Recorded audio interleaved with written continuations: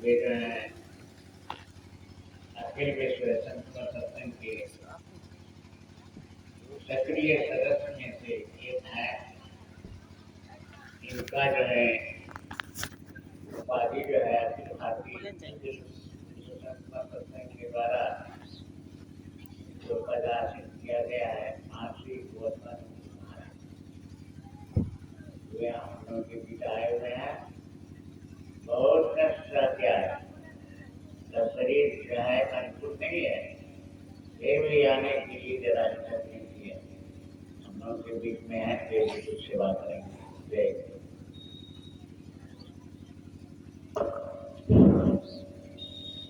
बंदो गुरुपद खंजे कृपा सिंधु नरे रूप हरे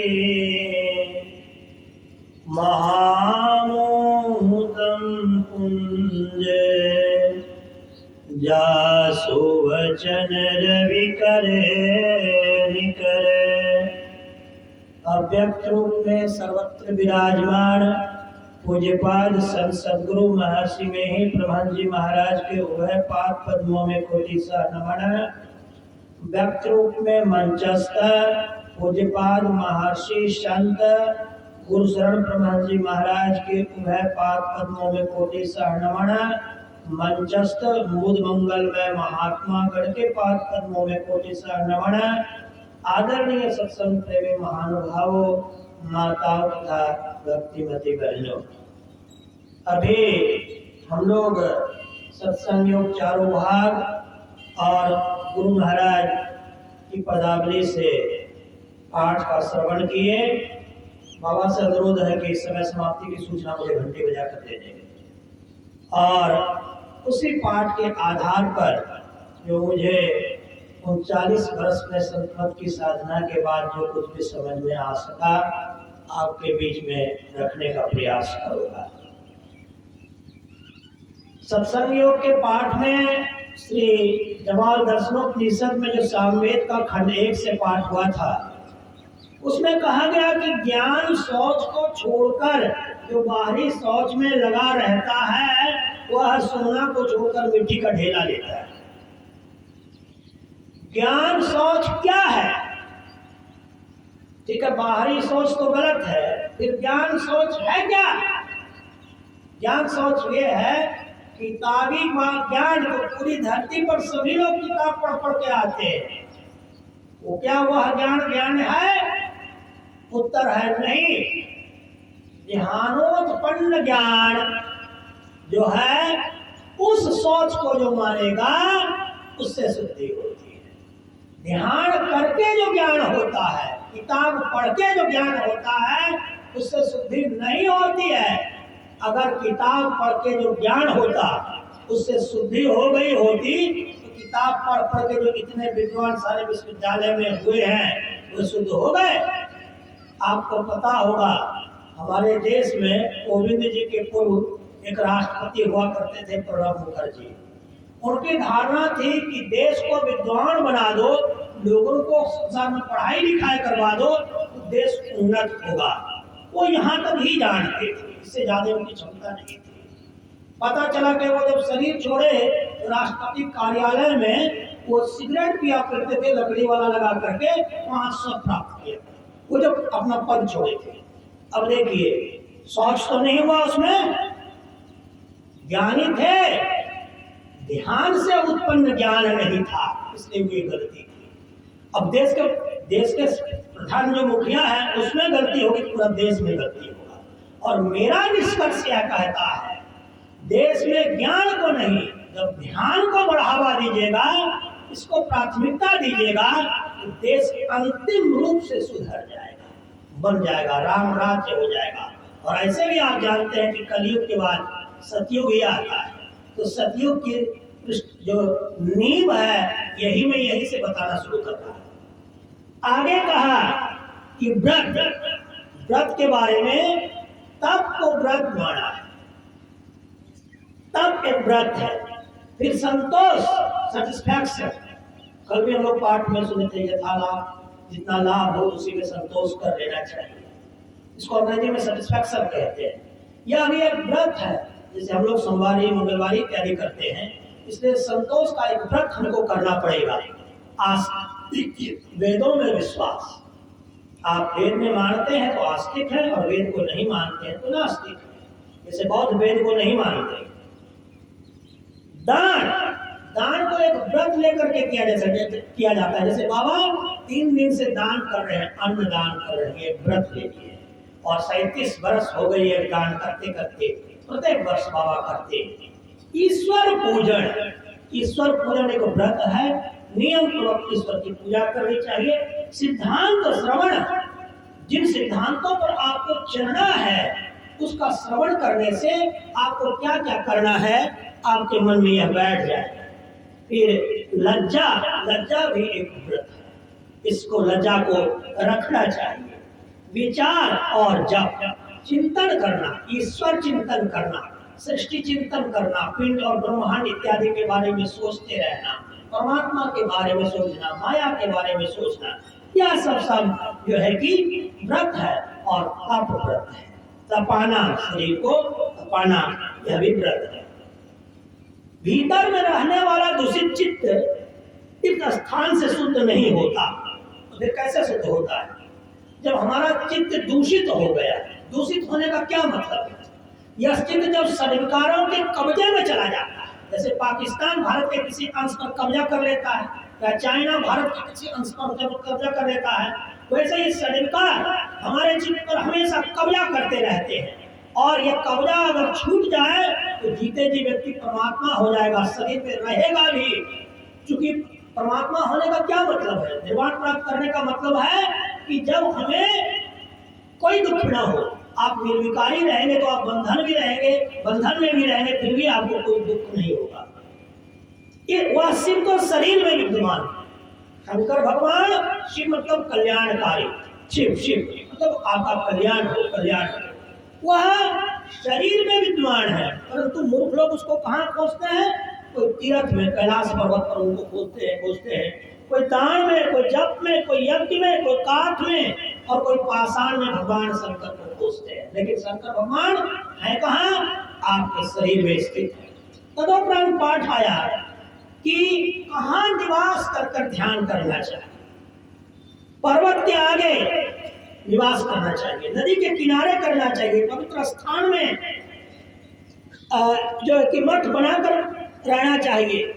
फिर बेल पेड़ के जड़ में, बड़ में सुंदर और पवित्र स्थान में मठ बनाकर रहना चाहिए।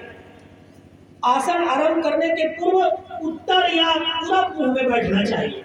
ये सब शिक्षाएं दी गई। और नाद की अभिव्यक्ति यदि आपको दृष्टि योग के बाद होती है, अगर आप नाद का श्रवण कर लेते हैं और नाद प्रकट हो जाता है, तो मानिए कि वो ब्रह्म प्राप्ति की सिद्धि आपको हो रही है। तो नाद इतनी आसानी से प्रकट होता नहीं, और काफी धैर्यवान और जो लोग उसके लिए लगे रहते हैं उसी को यह नाद प्रकट होता है। और नाद का जीवन में आ जाना एक बहुमूल्य वस्तु का आ जाना। बाबा कबीर के सारे ग्रंथों को पढ़िए, उसमें यही शिक्षा दी गई है कि सूरत को शब्द में लीन कर दो, सूरत अपने सूरत को शब्द में जाकर लीन करो। फिर आगे गुरु महाराज के उपदेश का पाठ हुआ है। उपदेश बहुत लंबा है, उसके कुछ अंशों को ही लेंगे। सुनिए सकल जगत के वासी, यह जगनाश्वर सकल विनाशी। हे सारे संसार के लोगों सुनो, यह संसार नश्वर समाप्त हो जाने वाला है। शरीर समाप्त होने वाला है और संसार समाप्त होने वाला है।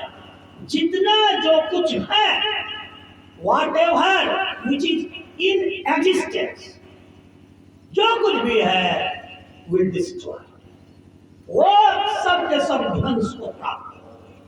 हमारा ध्वंस होगा, आपका ध्वंस होगा, सबका ध्वंस होगा, पूरे संसार का ध्वंस होगा। ऐसा बाबा ने कहा।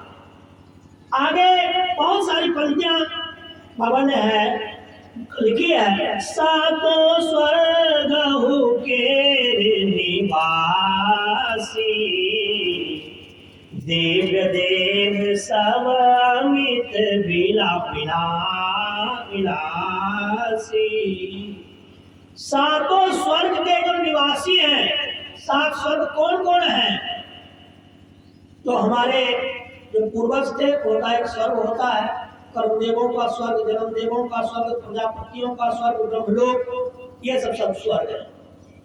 ये सबके जो निवास करने वाले हैं, ये सब के सब भोगी और विलासी। कोई नहीं स्थिर सब ही बटोही, सत्य शांति एक स्थिर होगी।